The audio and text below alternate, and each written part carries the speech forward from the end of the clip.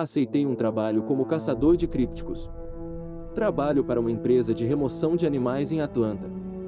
Algumas semanas atrás, recebi este e-mail louco e muito arrepiante. Olá a todos, estamos chamando todos os guerreiros da vida selvagem. Recentemente, encontrei algumas críticas entusiasmadas sobre a sua empresa e adoraria pedir um orçamento dos seus serviços. Isso é um pouco ortodoxo e você pode não querer aceitar esta oferta inicialmente, mas se você é um intrépido especialista em remoção de animais que as críticas dizem que é, e eu sinceramente acredito que seja, então aceitará o desafio que estou prestes a colocar diante de você. Sei de fonte segura que há um pé grande nas montanhas do norte da Geórgia. Eu sei, você pensa que estou louco, mas meu primo Eli o viu em primeira mão, não uma, mas 2 vezes. Isso o assustou até a morte. Agora ele e eu estivemos conversando, e ele acredita que tem uma ideia bastante boa de onde a coisa tem vivido. Talvez você queira me perguntar onde, mas não vou dar essa informação agora porque não quero que você corra lá, capture e mate este monstro sem mim. O plano inicial é capturar a fera viva. Se chegar o momento, e a fera tiver crime em seu coração, bem, talvez tenhamos que atirar nela, já que pode ser agressiva. Não tenho certeza de quão agressivas são essas coisas, mas nunca vi uma reportagem de alguém morto por um pé grande. Então, presumo que não sejam muito hostis. O único obstáculo que ele e eu enfrentamos em nossa falta de habilidades para lidar com animais é que nem sequer tenho um cachorro como animal de estimação, e ele realmente é um novato, sem nenhum de nós acreditar que esse talento se sobreporá muito na casa desta coisa. É aí que entram os profissionais experientes, e estou falando de você. Sei que é muito pedir a um homem comum, mas talvez você não seja tão comum assim. Talvez você esteja destinado à grandeza, como nós estamos. Teríamos que fornecer algumas armadilhas, amarras e talvez alguns petiscos para o animal, bem como seu conhecimento geral da vida selvagem. Ele já se ofereceu como voluntário para ser a isca. E nós dois concordamos que, caso o pé grande tenha algum conhecimento em nossa língua, deveria ser eu quem falaria em nome do nosso grupo. Nós dois contribuiremos para pagar uma boa taxa diária. Espero que isso não leve mais de 3 ou 4 dias, um dos quais era conspirar e elaborar estratégias na casa de Eli. No entanto, em caso de minha morte ou a morte dele, nas mãos do pé grande, o pagamento total será reduzido em 50% ou 100%, dependendo se um ou ambos morrerem. Então, pense nas possibilidades, seja parte da equipe que fez história, tenha seu nome gravado em pedra entre os maiores heróis da humanidade. César, Rose, Eli, TVTH, agora insira seu nome aqui, e então a Jesus Cristo. Sem mencionar o efeito que isso poderia ter em seu negócio. Se você pode lidar com um pé grande, então as pessoas não terão problemas em pagar o melhor preço para a remoção de guaxinins. Diabos, tenho certeza de que as pessoas vão te contratar só para você sair e apertar a mão delas. Em breve, já que não temos certeza se esta besta é migratória e não queremos perder nossa chance na história. Atenciosamente, Ross. É difícil ser um diamante em um mundo de diamantes de imitação. Dolly Parton. Sim, eu sei, foi uma loucura, mas foi engraçado demais para não continuar. Pelo menos eu tinha que descobrir quanto eles estavam pagando. Então, enviei um e-mail dizendo que estava interessado, mas que precisava de mais detalhes antes de poder liberar minha agenda. Alguns dias depois, recebi outro e-mail de Ross detalhando o que eu precisaria, coisas como armadilhas para ursos, urina de predador para esconder nosso cheiro, um suporte para veados, corda, isca para ursos, um saco de dormir, armadilhas, um poste de armadilha e, claro, uma atitude vencedora. Assim, quase me esqueci, eles estariam me pagando $650 por dia. Eu já tinha a maior parte do equipamento e poderia tirar uma folga com uma tarde de folga, e encontrei a atitude vencedora assim que vi quanto eles estavam pagando. Isso foi suficiente. Então, enviei um e-mail aceitando o trabalho. 2 dias depois, estava nas montanhas do norte da Geórgia, me perguntando se isso seria dinheiro fácil ou se 2 viciados chamados Eli e Ross iriam me eliminar e talvez usar minha pele como um impermeável. Realmente esperava que fosse dinheiro fácil. A cabana de Eli era uma pequena cabana de madeira perto da fronteira entre a Geórgia e a Carolina do Norte. Os 2 primos me cumprimentaram quando estacionei. Ross era baixo, gordinho e tinha o cabelo oleoso e penteado para trás.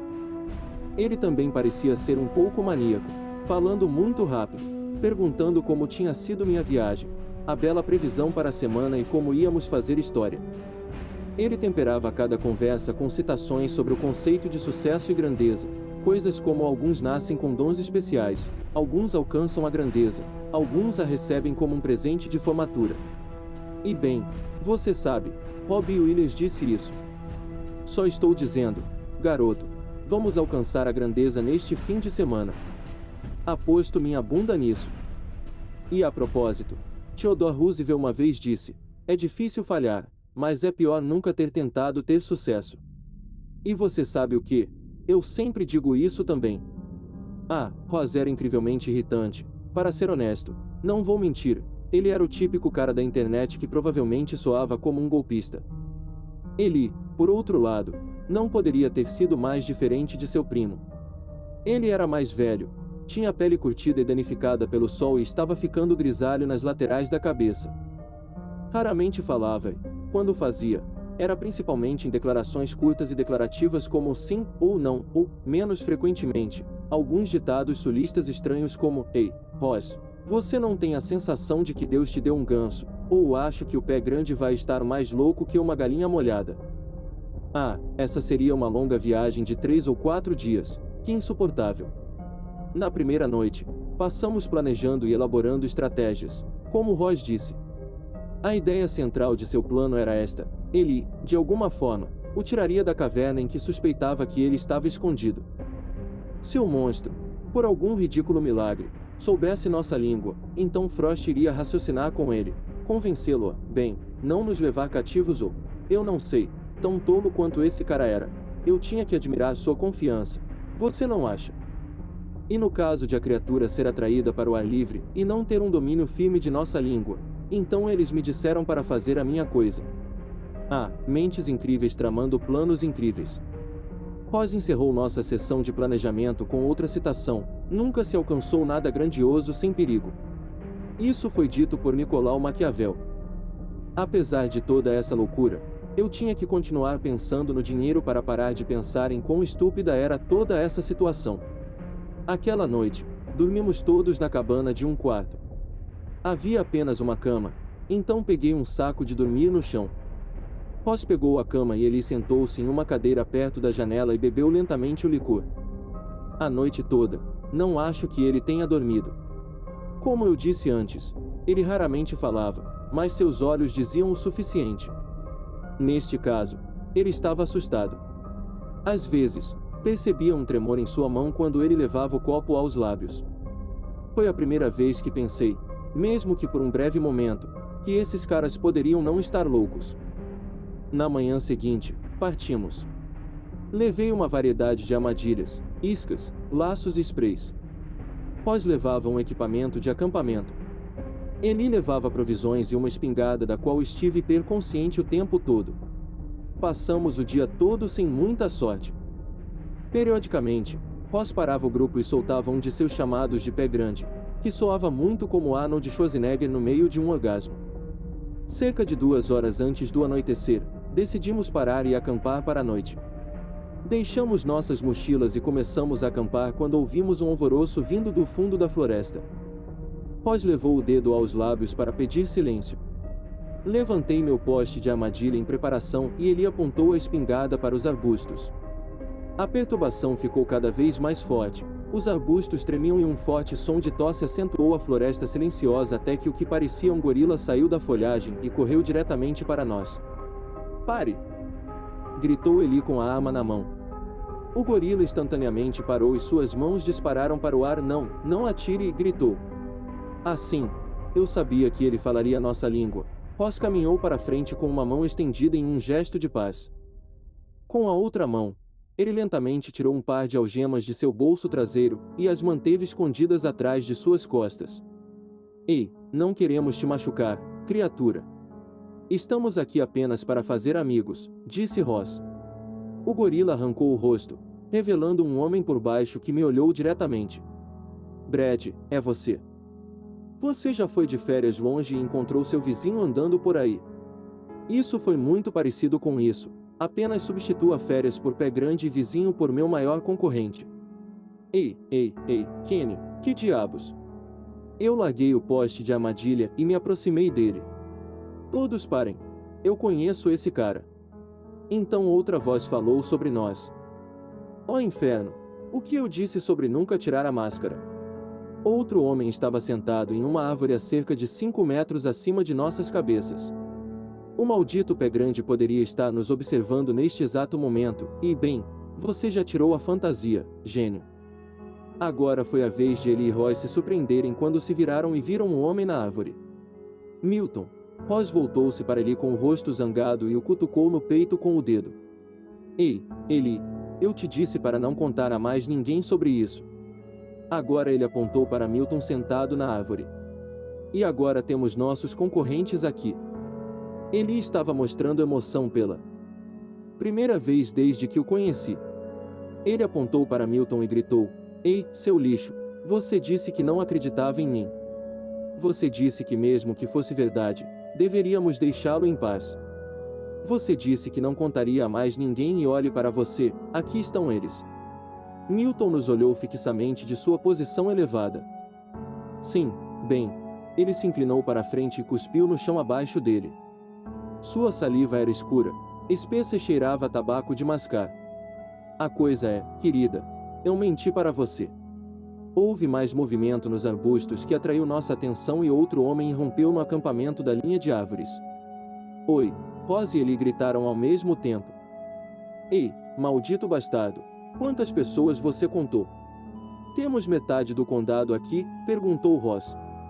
Todos nós acampamos juntos.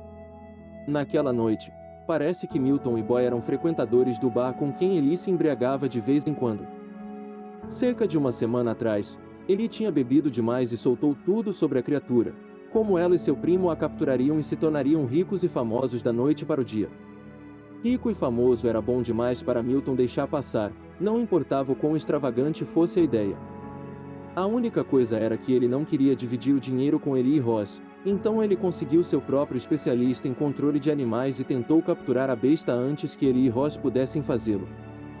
Boy só foi permitido acompanhá-los porque era muito tolo para pedir dinheiro e faria praticamente qualquer coisa que Milton lhe dissesse para fazer. Ele pensou que seria um bom momento para ter alguém assim ao seu lado enquanto Ross, Eli, Milton e Boy estavam em seu próprio mundo falando sobre coisas de caipiras do sul, e Boy estava recolhendo lenha. Eu me inclinei para Kenny e perguntei quanto ele estava sendo pago. Ei, amigo, quanto eles estão te pagando? Eu perguntei. Oh, desculpe, amigo, isso é confidencial. Não quero que você me chantageie depois. Depois dessa resposta, eu não fiz mais perguntas a ele. Eli, Ross e eu subimos em nossa tenda muito pequena e tentamos dormir um pouco. Definitivamente, eu teria preferido dormir do lado de fora se os mosquitos não fossem tão ruins. Compartilhar uma tenda com esses dois era um inferno na terra. Não é que nenhum de nós tenha dormido muito. Pelo menos eu não estava na tenda com Milton, Boy e Kenny. Eu podia cheirar Milton e Boy de fora de sua tenda e não podia imaginar o quão fedorento seria por dentro. Eca! Não muito depois de apagarmos o fogo, veio o cheiro. Um cheiro espesso e sufocante, uma mistura de carne podre e de cachorro molhado. Os vapores nocivos chegaram tão de repente que ambas as tendas explodiram em histeria, culpando umas às outras por, bem, soltar gases. Então os argumentos foram interrompidos pelo que veio a seguir, uma série de gritos altos, semelhantes aos de um macaco, ressoando na floresta que nos cercava, ecoando nas árvores e penhascos. Nenhum de nós poderia dizer em que direção o som se originou. Poderia ter estado a 1 quilômetro de nós, poderia ter estado bem fora da luz de nosso fogo moribundo. Quem sabe? Então os ruídos mudaram, ficaram mais altos e mais profundos, como se a criatura que os fazia se deleitasse com o horror que atraía para o nosso acampamento. Seja lá o que fosse, estava se aproximando, arranhando-os. Troncos das árvores, emitindo sons agudos de arranhões que faziam minha espinha formigar. Depois, passou para grunhidos guturais baixos que vibravam pelo chão, tremendo. Esta criatura invisível parecia possuir uma inteligência de outro mundo, provocando medo em nós apenas com sua presença. Ross, E eu trocamos olhares desconcertados, incapazes de compreender a natureza da entidade que espreitava logo fora do alcance da luz de nossa fogueira. De repente, o repertório da criatura mudou, transformando-se em uma cacofonia de sons inquietantes. A floresta reverberou com gritos agudos que enviaram nossas mãos aos nossos ouvidos. Então eles mudaram novamente para os gritos de um animal ferido. Então novamente, para uma série de risadas arrepiantes, ressoando na distância. Isso não fazia sentido. E então houve silêncio total e completo. Eu ouvi a outra tenda abrir o zíper da aba. Então ouvi Milton dizer: Sol, coloque mais alguns troncos no fogo. Você não vai querer que essa coisa se aproxime de nós sorrateiramente na escuridão, certo? Um momento depois, Boy saiu da tenda, correu para juntar alguns pedaços de lenha próximos e cuidadosa, mais rapidamente, os colocou ao redor das brasas do fogo para não sufocá-lo. Cada um de nós observamos em silêncio de nossas barracas. Então ouvimos um novo barulho. Um assobio rápido e entrecortado cortou o silêncio por um momento e depois um rangido doentio quando uma pedra do tamanho de um punho atingiu Boyd na parte de trás da cabeça.